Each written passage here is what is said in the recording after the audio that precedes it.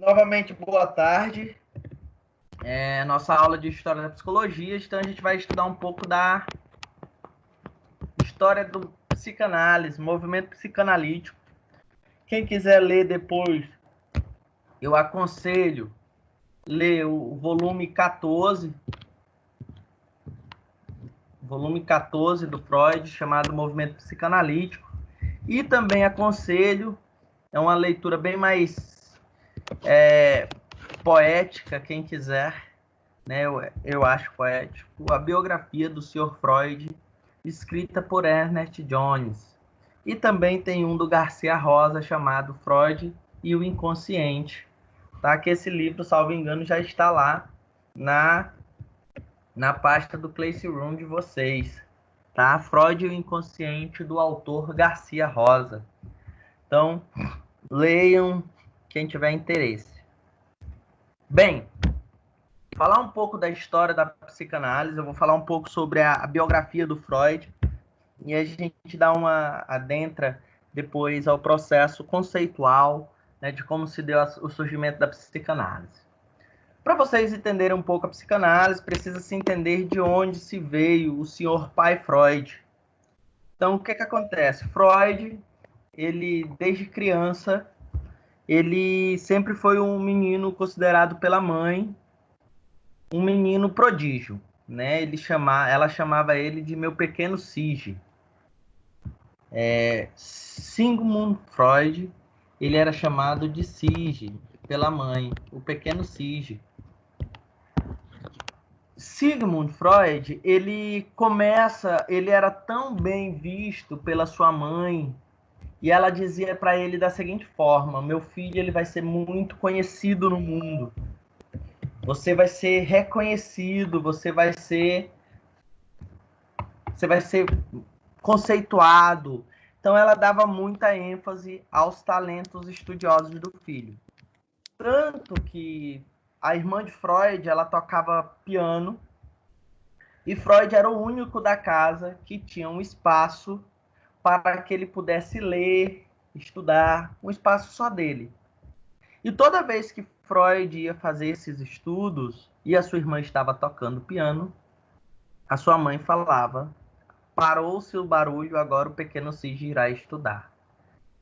Quando Freud era pequeno, 9 anos, salvo engano, a biografia dele traz essa idade, o Freud ele ganha um livro chamado Como se tornar um escritor em apenas 3 dias. Como se tornar um grande escritor em apenas 3 dias, de um autor chamado Ludwig Börne. Ludwig Börne, ele era um autor que ele escreveu um texto, é um texto muito interessante, ele tem traduzido em português, quem quiser ler depois pode procurar na internet, Como se tornar um escritor em apenas 3 dias. E o Ludwig Börne, ele traz o seguinte, é interessante que ele fala assim: organize se você quer se tornar um grande escritor, escreva tudo que te vier à cabeça. Escreva tudo. Depois, pega aquelas palavras mais importantes e desenvolva um texto em cima delas. E assim você terá um grande escrito. Futuramente, Freud utiliza, né? Eu acho legal que o George Forbes, o Forbes, ele faz um paralelo, diz que o Freud ele meio que plagiou Ludwig Börne, porque quando Freud teve o grande achado da associação livre, que seria a cura pela fala, que seria a associação livre, o instrumento utilizado pela psicanálise, ela fala justamente o quê? Em análise, me fale tudo que te vier à cabeça. Tudo sem censura. Fale tudo que te vier à cabeça, sem censura, sem medo, né? Só fale. E aí o Forbes fala assim, convenhamos que ele plagiou, né, a fala do Ludwig Börne.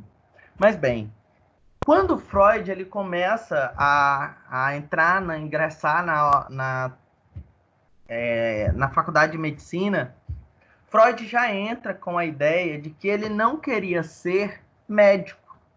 Freud nunca entrou na medicina para ser médico de fato. Freud entra na medicina sempre com o intuito de se tornar um cientista.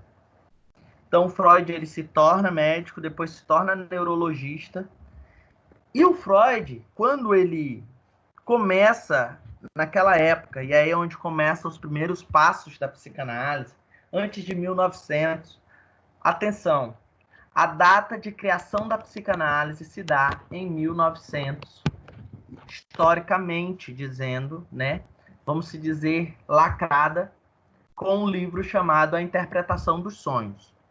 No entanto, Freud, antes disso, ele já escrevia sobre a psicanálise, tá?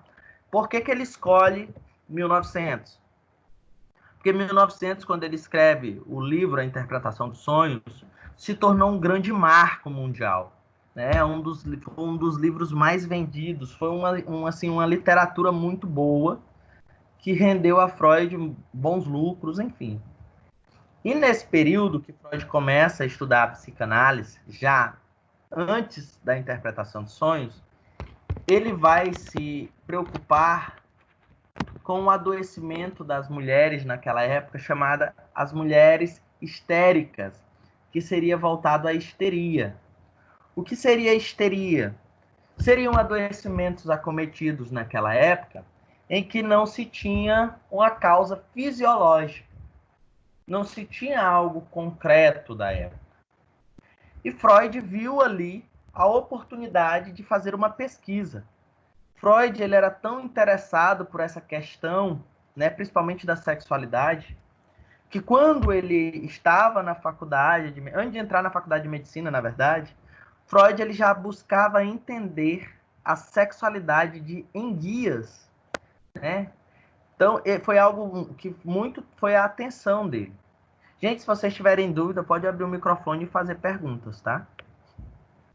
Então, ele começa a estudar a histeria em uma forma de buscar compreender esse adoecimento que não tinha uma forma biológica, né? Como nós vimos no surgimento da psicologia clínica, nós vimos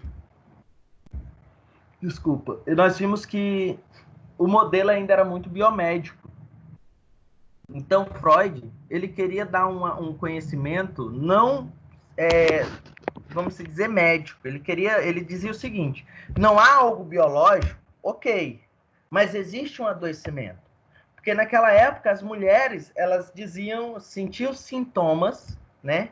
E aí nós entramos numa ideia de sintoma, que é o sintoma antes de 1900, tem um texto chamado Sintoma Antes de 1900, entre 1920 e após 1920.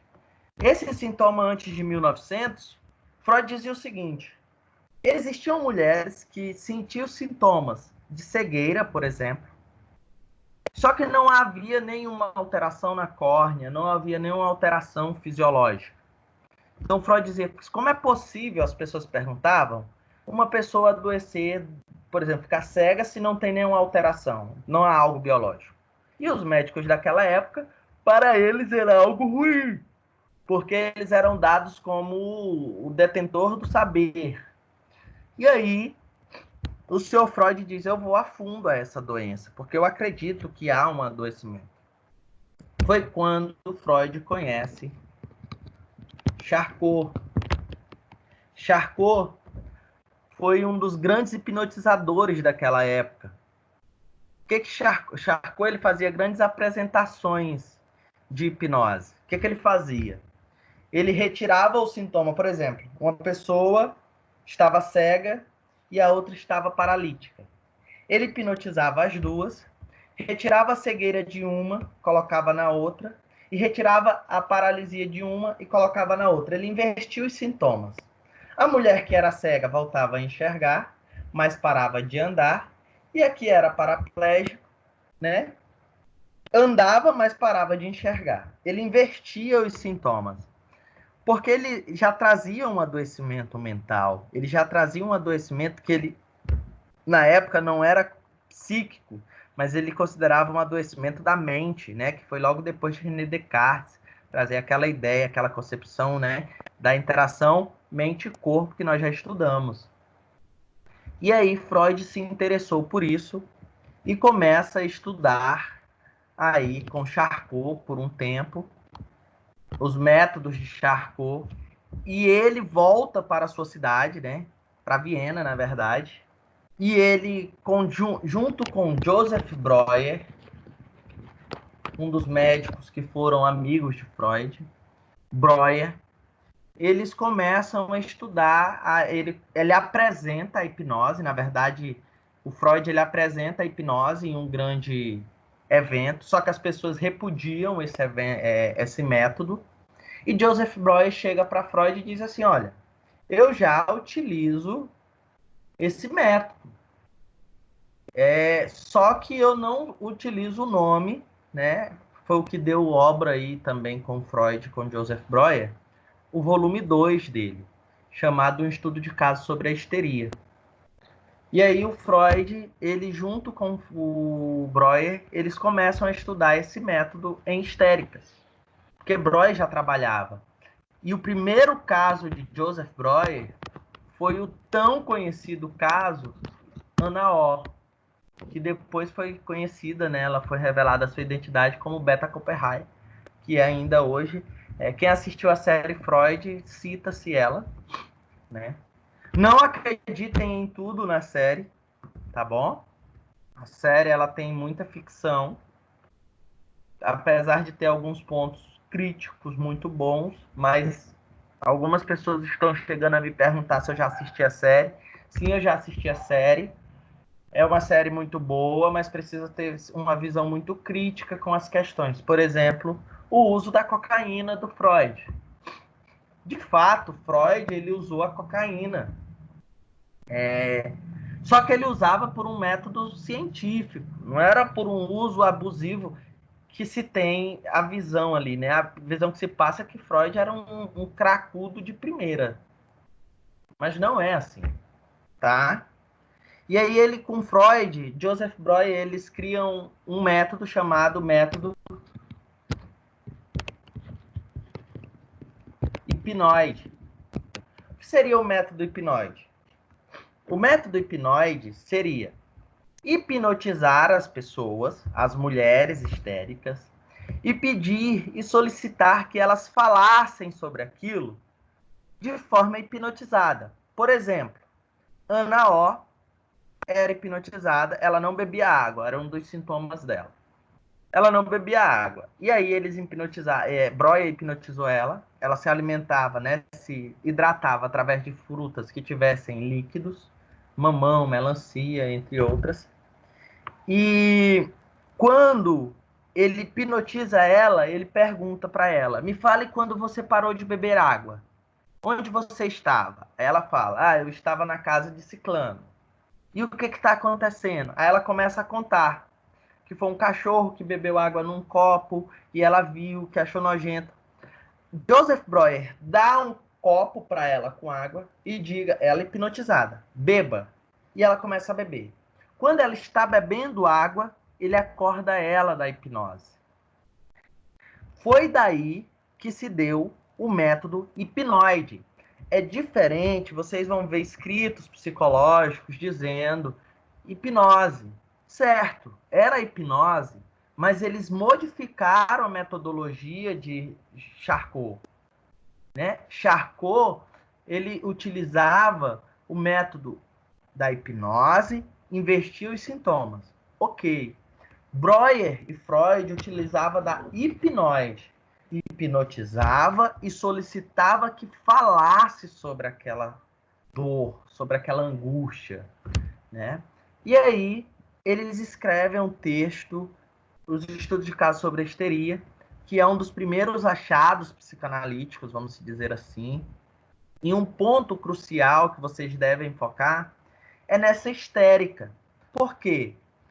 Porque a histeria daquela época ela é diferente da histeria de hoje, né? Em forma de estrutura. Eles não viam nessa época uma personalidade, uma construção do sujeito ainda. Eles viam apenas o sintoma histérico. Que seria o quê? O sintoma histérico é aquele sintoma em que ela apresenta um sintoma físico, né? sintomático que manifesta no corpo de forma nessa visão, de forma a satisfazer um desejo que foi recalcado. Então, eu tenho um desejo que ele não se realizou no real. Estou falando nos dias de hoje, tá, pessoal? Eu tenho um desejo que não se realizou no real, ou uma angústia, e ele retorna em sintoma. Então, é mais ou menos assim. Veja bem. Olha só. Eu tenho um sintoma. Sintoma não, desculpa. Eu tenho um desejo. Aqui é o desejo. Caminhando para o real. No entanto, esse desejo, a gente vai ver um pouco sobre id, ego, superego, mas agora no momento não. O que eu quero dizer é o seguinte: esse desejo ele não pode ser realizado no real. O que eu faço? Eu recalco ele. Eu recalcar é jogar para o inconsciente. Eu jogo esse desejo para o inconsciente. No momento em que eu jogo esse desejo para o inconsciente, ele vai se transformar e ele vai retornar para o real, só que de forma de sintoma. Então, eu quero falar. Eu já ouvi em casos escritos e postados em artigos. Um caso que eu estava lendo recentemente, que eu achei muito interessante, é de uma que a paciente ela queria falar, toda vez que ela ia falar sobre o que causava dor para ela sentia dores na garganta e a garganta dela fechava. Ela não conseguia falar. Ela sentia dores intensas na garganta. Olha um sintoma. O sintoma é o desejo de falar o que eu não gosto, só que eu recalco esse desejo e eu retorno através de um sintoma. Dor na garganta, inflamação na garganta, e assim vai. Ele vai retornar no real não de forma do desejo, né? Que seria o desejo falar sobre o que eu penso. Mas ele retorna através de um sintoma físico, tá? Foi assim que Freud chegou com Joseph Breuer ao que ele chama de conteúdos miméticos. Não é à toa que Freud escreve, tem um livro chamado Cartas a Fliss. Cartas a Fliss, deixa eu ver aqui.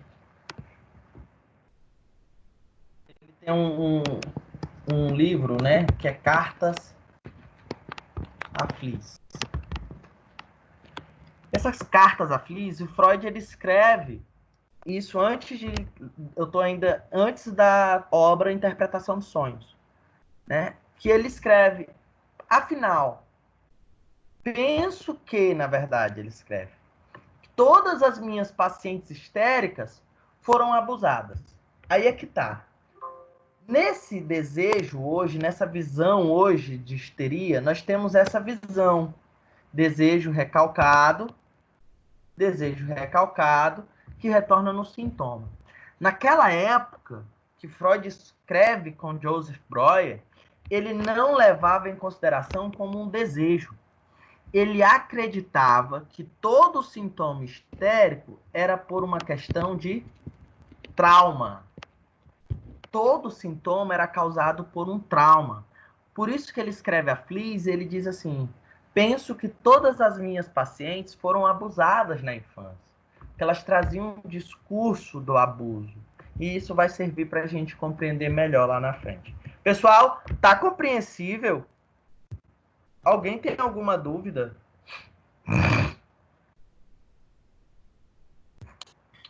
Não, pra mim tá tudo bem. É, tô tranquilo até agora. Então tá. Então, eles começam a estudar esse trauma, né? Essa carta da Fliss a gente fala mais à frente, como foi que surgiu ela.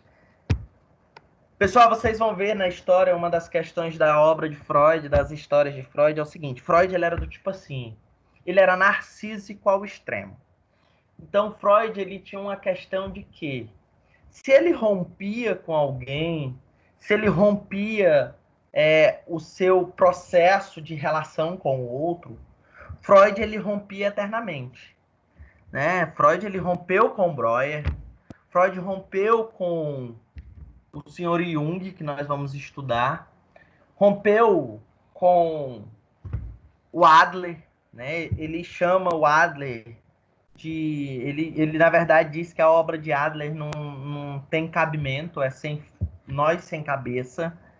Ele fecha a porta na cara de Fliess, né? Fliess sai da África até lá Freud, e ele bate na porta de Freud e diz que quer auxiliar Freud a escrever, né? Enfim, na sua teoria, e Freud simplesmente fecha a porta na cara dele e sai e não fala nada. Né? Então Freud ele era muito disso, vocês vão ver. E ele rompeu com Fliess. O que é interessante desses rompimentos, e aí é interessante eu falar, porque são coisas da história que se perdem. É o que a gente chama de historiografia. Na historiografia de todos os acontecidos, sempre há algumas questões que se perdem. Por exemplo, na época que Freud estava construindo a psicanálise, e Freud já estava com ela consolidada, e ele começa a escrever sobre a sexualidade, ele conhece o Jung, Carl Gustav Jung, e eles começam a trocar cartas. Freud nunca se encontrou com Jung uma vez, eles conversaram por 13 horas seguidas, 12 horas, né? Mas antes era só por cartas. E o Freud ele queria encontrar uma pessoa que fosse o seu sucessor, que ele fosse uma pessoa jovem, que pudesse levar as obras de Freud por muito tempo, e que fosse uma pessoa de um intelecto muito bom, e que fosse muito rico, porque para manter uma obra naquela época era tudo muito caro. E ele queria o Jung, muito inteligente, jovem, sua esposa rica, né, uma duquesa muito rica. Na época eles tinham um barco, coisa muito rara. Então ele foi um aproveitador, na verdade, né? Se a gente for pegar nessa história, ele se aproveitou ali de um sujeito. Mas só que o que acontece? O Jung discordou de Freud. Então, assim, aqui é Freud e aqui o Jung. Primeiro ponto. O Freud ele diz que nós temos um inconsciente. Ou seja, toda a minha vivência, tudo que eu vivi desde a minha vida uterina está no meu inconsciente. Vocês também. Todo evento traumático, todo desejo que não pode ser realizado está no inconsciente. O Jung fala assim, mas senhor Freud, não é só inconsciente, nós temos um inconsciente chamado coletivo. Esse inconsciente coletivo é um inconsciente que eu trago dos meus ancestrais, dos meus antepassados. Freud disse assim, não é. A teoria freudiana só tem um inconsciente. A outra foi da libido sexual. O Freud ele destaca que toda energia, libido é energia, toda energia seria de cunho sexual. Agora sim, não é que toda energia é de sexo, como as pessoas falam e têm uma visão de Freud. É de sexualidade, ou seja, em busca de um prazer, em busca de uma satisfação e assim por diante. E o Jung diz que não, que essa libido não seria só sexual, ela seria com um todo, seria de um corpo todo. Seria uma questão espiritual, seria uma questão energética com a Terra, seria a interação com o inconsciente coletivo e também sexual. Então eles discordaram desses dois pontos e eles rompem, né? O que acontece? Nesse período, a história destaca que o rompimento com Jung fez o Freud entrar em um processo melancólico muito profundo, muito triste, né? Enfim. Só que não foi bem assim. O que fez Freud a entrar em um processo de angústia, melancolia muito grande, não foi o rompimento com o senhor Jung, mas sim com o senhor Fliess. Acho que o nome dele é assim ou é só com essa, não lembro. Foi com Fliess. O rompimento que Freud mais sofreu foi Fliess. O que acontecia? Freud e o senhor Dr. Fliess, eles trocavam cartas. Freud mandava cartas para eles e ele mandava carta para Freud respondendo. Era como se o Fliess fosse o orientador do Freud, né? E eles rompem. E aí o que é legal dessa história é o seguinte, que Freud nesse período ele conhece Marie Bonaparte. Marie Bonaparte, né, uma duquesa também, era como se ela fosse uma princesa, sangue real. E aí o que acontece? Ele começa a atender Marie Bonaparte. Agora, olha só a história, como é incrível essa questão da psicanálise. Eu gosto muito, né? Porque é uma coisa que fica marcado e a gente precisa entender. Marie Bonaparte, quando ela era jovem, a história de Marie Bonaparte é mais ou menos assim. Ela se apaixona por um cara, ela era sangue real, ela se apaixona pelo jardineiro, salvo engano, do prédio, ó, do seu palácio. E eles trocam cartas. O que acontece? A madrasta de Marie Bonaparte encontra essas cartas. E ela ameaça a madrasta dela, ameaça Marie Bonaparte, a contar a seu pai.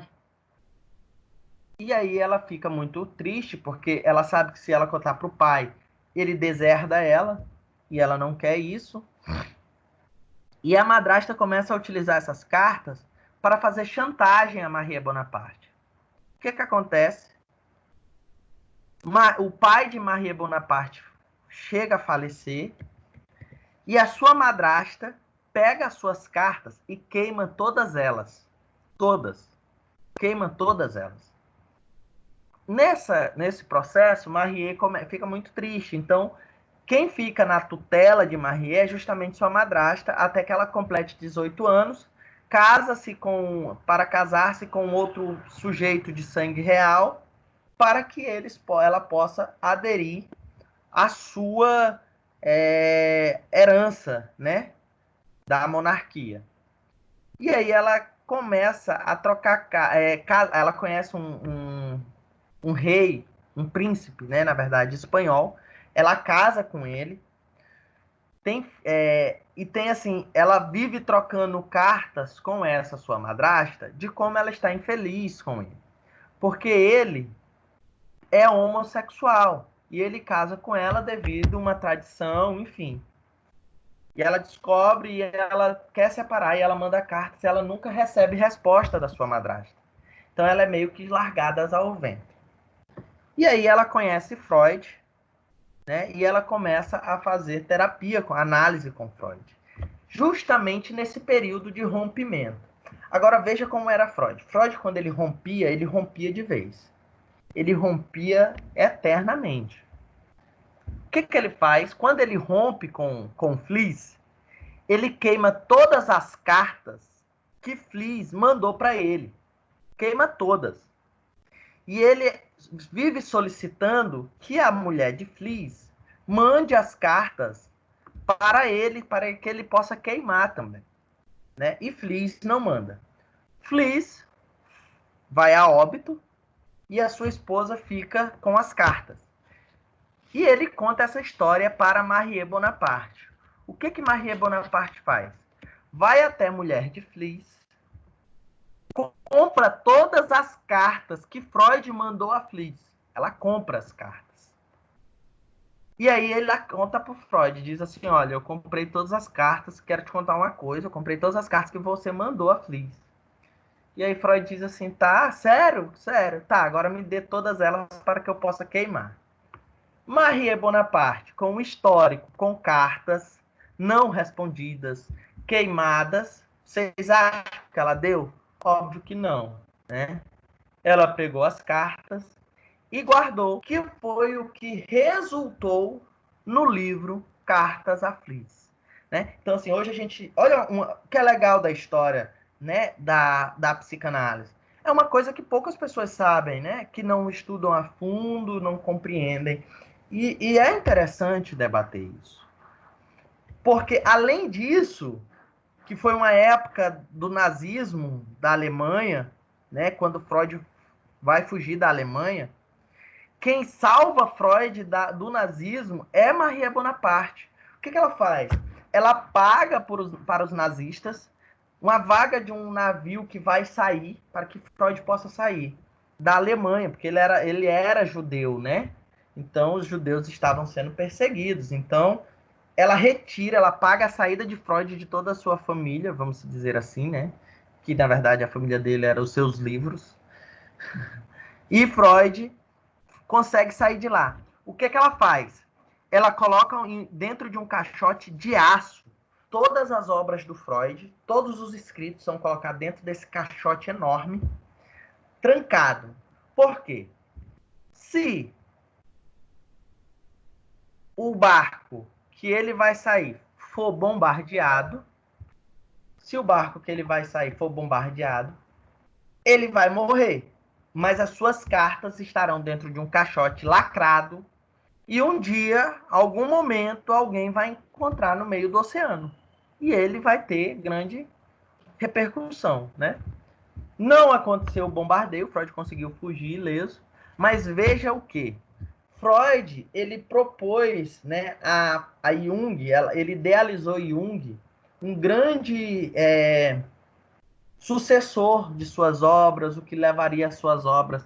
Mas Freud tem muito a agradecer, a psicanálise hoje agradece muito, a quem? A Marie Bonaparte. Foi ela que retirou Freud da época do nazismo, né? Foi ela que salvou as obras de Freud. E graças a elas nós temos um livro chamado Cartas à Fris, que por sinal na internet é muito do caro. Porque é uma obra muito, muito, muito, muito rara. Tá? Eu tenho ela em PDF, salvo engano, mas não sei quanto tá não.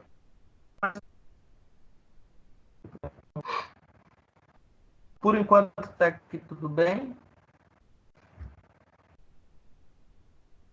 Sim. Então, vamos lá. Nessa criação da psicanálise, do sintoma, foi um dos primeiros achados do Freud, foi o inconsciente, né? Gente, o inconsciente, vocês vão estudar aí, lógico, né? Nós temos aí a Priscila, que está no segundo ano, ela já está vendo a disciplina de psicanálise, né? E a gente já tem uma noção, ela já tem uma noção do que é o inconsciente. Mas vocês vão ter essa noção agora e vão estudar mais a fundo no segundo ano. Mas o inconsciente foi um achado da psicanálise freudiana que fez toda a mudança na visão de ser do sujeito. Por quê? Freud ele destacava que existia algo indesconhecível, que não era conhecido, que ele vai chamar que é o lado obscuro da mente. Seria o lado mais sombrio do sujeito, porque nós não reconhecemos ele. O inconsciente seria a maior parte do aparelho psíquico, que estaria todos os conteúdos que o sujeito já vivenciou, todos os desejos que o sujeito já teve e todas as frustrações e traumas que esse sujeito já viveu. Então, Freud escreve o inconsciente como sendo a maior parte do aparelho psíquico. Não só o inconsciente, mas ele vai escrever também outros aparelhos, mas ele destaca que o inconsciente é o maior. E que todo o conteúdo que nós temos, ele é recalcado. Ele é jogado para esse inconsciente. Dentro desse inconsciente, existe todo o conteúdo. E é aí que ele começa a trazer a ideia da associação livre. Porque ele traz o quê? Que a associação livre seria o ponto crucial para um trabalho psicanalítico. Ou seja, é através da associação livre que o meu conteúdo inconsciente irá se manifestar. Agora, veja bem. O sujeito está aqui. Nós acessamos os conteúdos da consciência, que são conteúdos transitórios, né? Por exemplo, eu estou falando com vocês, vocês estão tendo acesso a isso, está na consciência de vocês. Só que esse conteúdo depois pode não estar mais. Ele pode ir para o pré-consciente, que seria uma parte do aparelho psíquico que eu consigo lembrar, só que eu preciso fazer um esforço para acessar ele. Eu não consigo acessar ele de forma rápida. Eu preciso fazer um esforço para acessar ele. Eu acessaria esses dois, mas eu não consigo acessar o inconsciente. É através da associação livre que esse aqui se manifesta na consciência. Olha só, eu vou até esses conteúdos, eu vou até esses. Esses não, é ele que vem até mim, é ele que vem à luz da consciência. Então, para Freud, dentro dessa criação da psicanálise, ele diz que a associação livre provoca a manifestação do inconsciente. E através dessa manifestação do inconsciente, Freud vai escrever como pedra angular. Ele vai falar assim, a pedra angular da psicanálise seria o recalque, que na verdade, anteriormente, ele não chama de recalque, né? Ele vai chamar de repressão, né? O reprimido. A repressão e a transferência. Ele diz que as pedras angulares da psicanálise é a repressão, pedra angular é a repressão e a transferência. Então, esses dois conteúdos seriam a pedra angular da psicanálise, que depois Freud vai mudar a repressão para recalque, né? Que é esse conteúdo que joga para o inconsciente. Ok?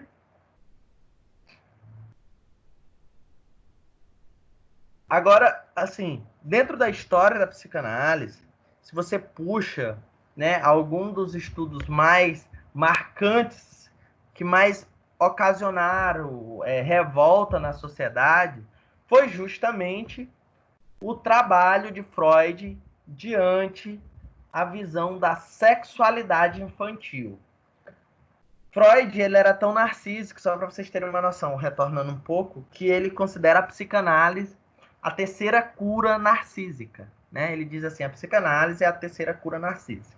A primeira seria Copérnico, né? Com a sua teoria de que a Terra gira em torno do Sol, né? Não é o Sol que gira em torno dela, e assim por diante. Darwin, com o processo de evolução do homem. E Freud, com a psicanálise, dizendo que nós não falamos por si. O inconsciente fala por nós. Então, ele seria a terceira cura narcísica para ele, para Freud. E, assim, quando ele traz a sexualidade, é outra coisa da psicanálise que vocês precisam ficar atentos.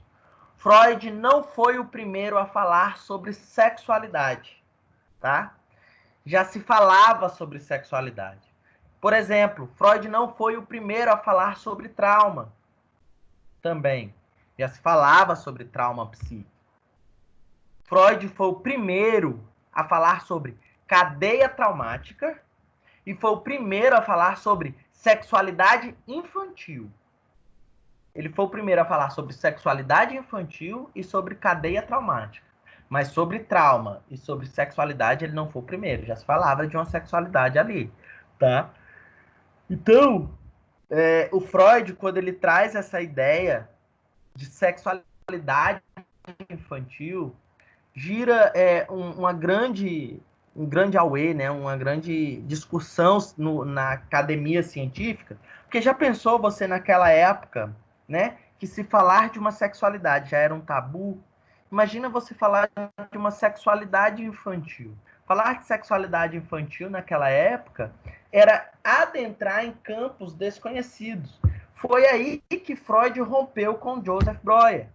Porque quando ele vai falar sobre a sexualidade infantil, Joseph Breuer não concorda com a ideia de se falar sobre isso. E ele dá para trás, certo? Então, quando ele começa a trabalhar essa ideia de sexualidade infantil, Joseph Breuer não concorda e eles rompem. Que foi quando Freud escreve a carta a Fliess e ele reverte aquela ideia de trauma que eu falei anteriormente, que ele escreve a Fliess dizendo assim, percebo que todas as minhas pacientes provavelmente foram abusadas na infância. Ele troca isso e diz assim, ó, não acho que minhas pacientes neuróticas foram abusadas, mas que elas desejaram algum ato sobre a sexualidade diante esse fator, né? Diante o fator do desejo. Ah, não sei mais se acredita. Aí ele conclui dizendo, não sei mais se acredita em minhas neuróticas.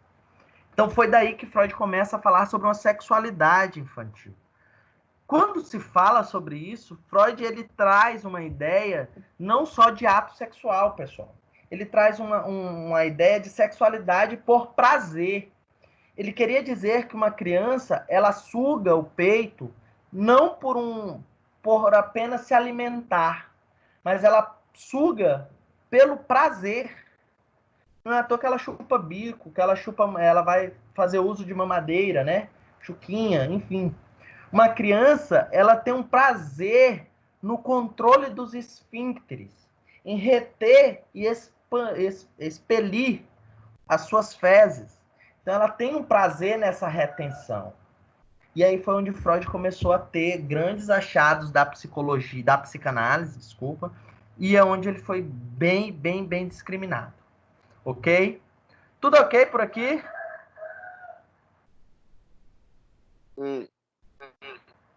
Estão tão calados que eu tô preocupado. Tudo tranquilo, tudo tranquilo. Ótimo. Tá ok. Assim, pessoal. Certo.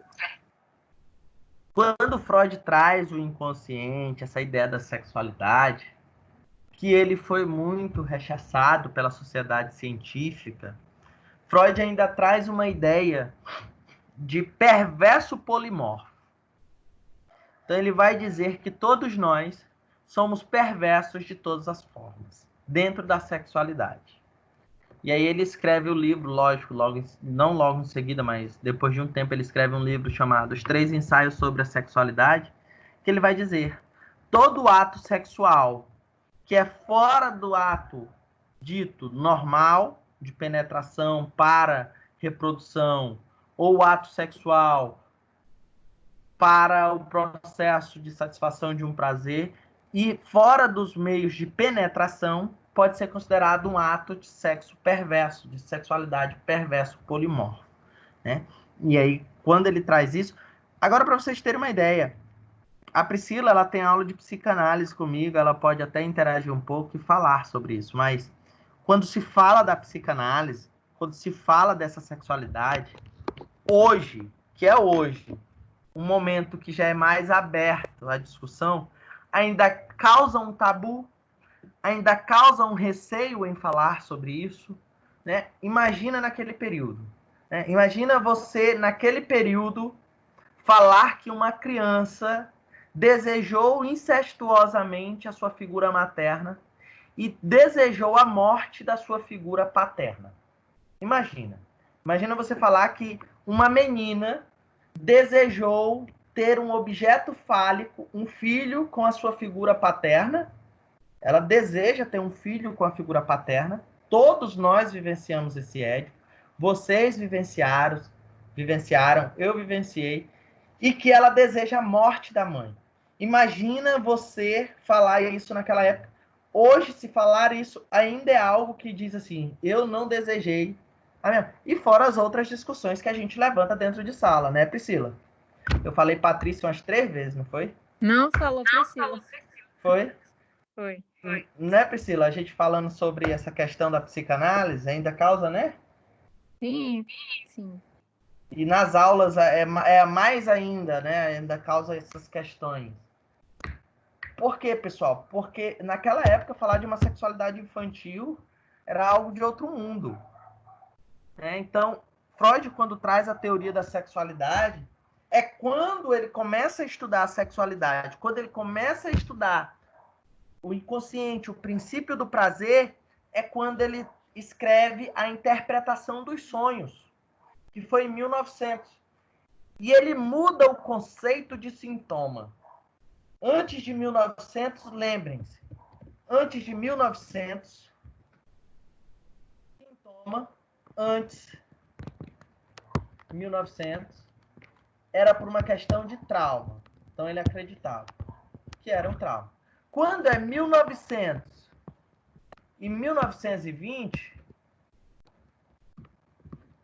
Freud ele já vai, quando ele vai escrever, que é o ano que ele escreve Interpretação dos Sonhos, ele vai para essa concepção de que o sonho é uma realização dos desejos. Então, o Freud ele diz que os sonhos ele existe de duas formas.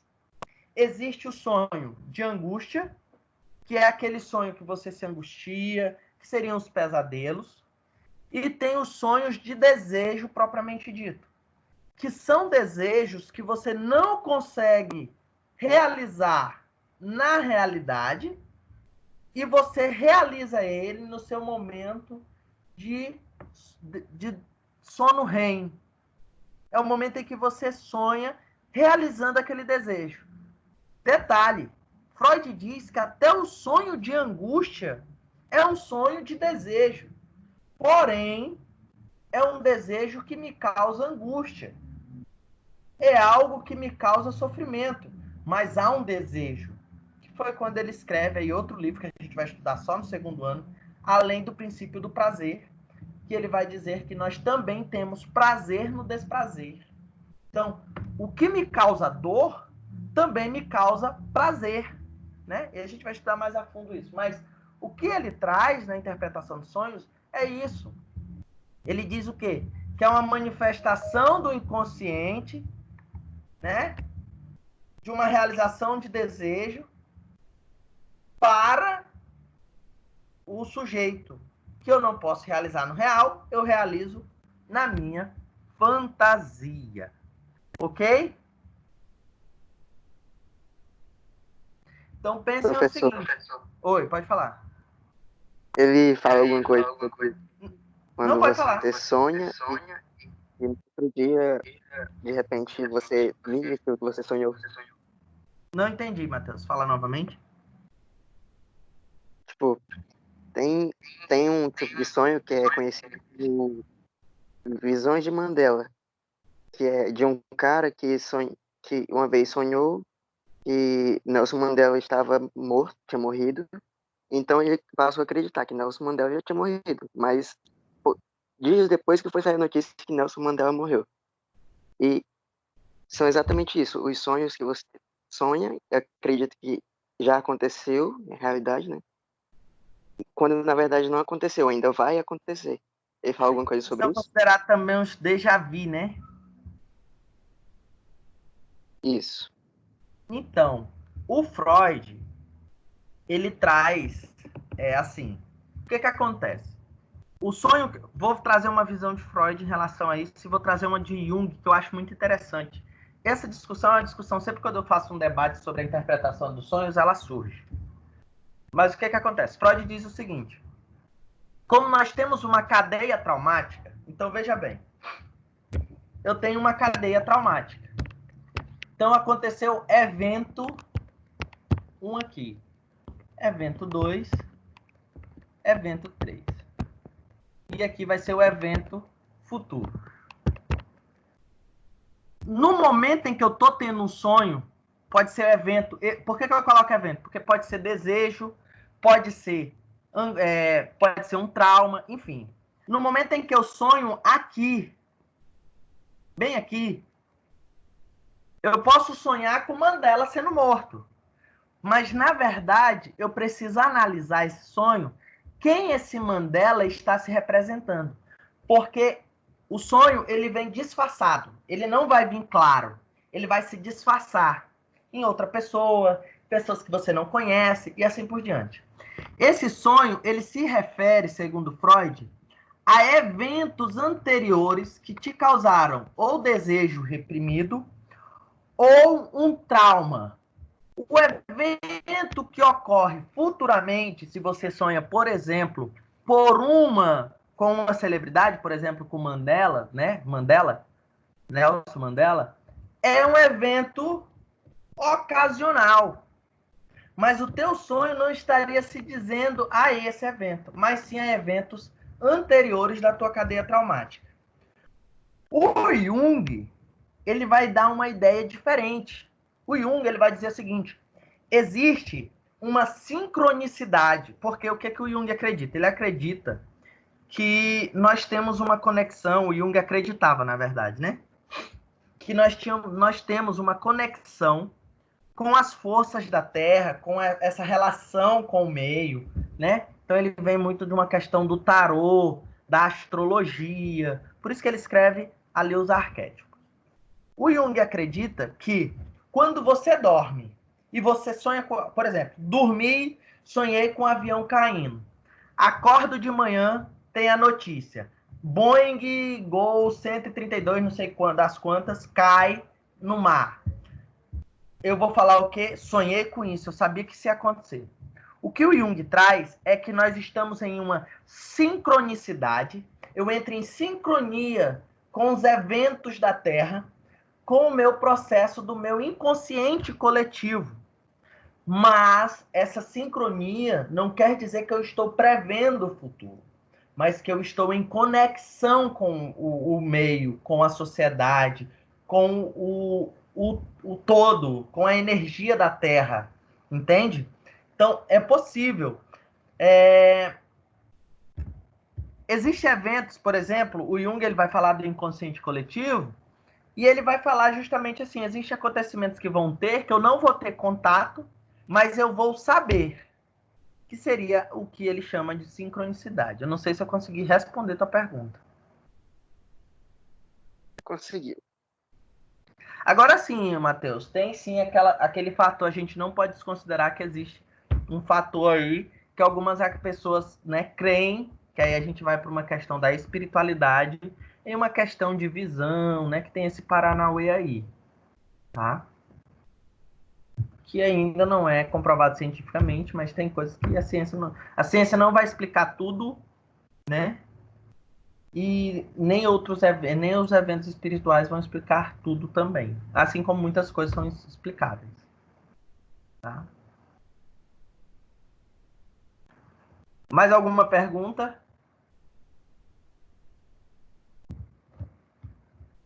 Não? Então, pessoal, é isso. A gente se aprofunda mais em alguns outros conteúdos da psicanálise na próxima aula. Hoje foi uma aula mais introdutória do surgimento da psicanálise, ok? A gente vai encerrar nossa aula. Desejo para vocês uma boa semana, se ninguém tem perguntas. Eu irei colocar esse vídeo, vou subir ele para o YouTube, vou mandar o link lá no Classroom, ok? Lembrando que acesse esse vídeo apenas pelo link que vai estar lá, tá? Eu coloco ele privado. Só que tem outras aulas lá no YouTube que são abertas. Quem tiver interesse,